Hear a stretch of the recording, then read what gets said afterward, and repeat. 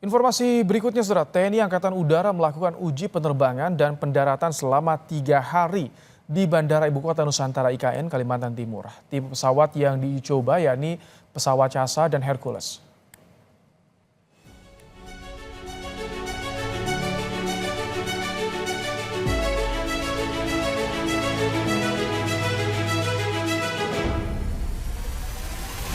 Bahwa pesawat Hercules C-130 milik TNI Angkatan Udara melakukan uji coba atau uji pendaratan dan take off atau penerbangan di Bandara Ibu Kota Nusantara pada tanggal 20 September 2024. Proses uji coba ini berlangsung lancar dan sempurna.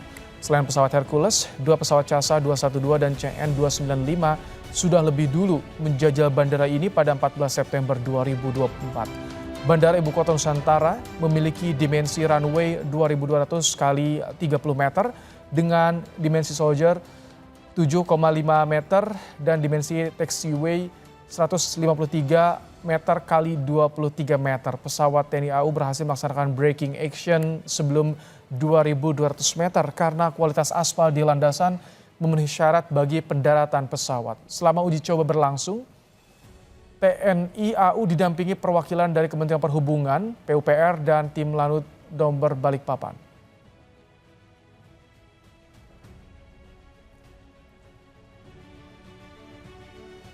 Panglima TNI Jenderal Agus Subianto mengapresiasi kinerja Satgas Operasi Damai Kartens yang telah berhasil menyelamatkan pilot Susi Air Philip Mark Martens yang disandra KKB di Papua selama 19 bulan.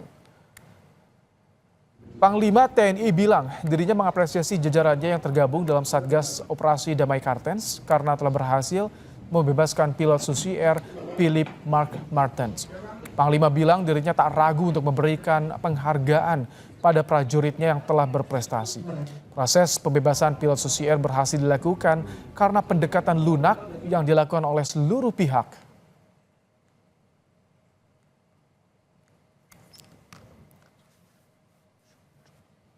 Kemarin pagi bisa diserahkan ke kita dan tadi malam saya dengan Kapolri dengan Menko Polhukam sudah atas nama pemerintah sudah menyerahkan kepada pemerintah New Zealand yang diterima oleh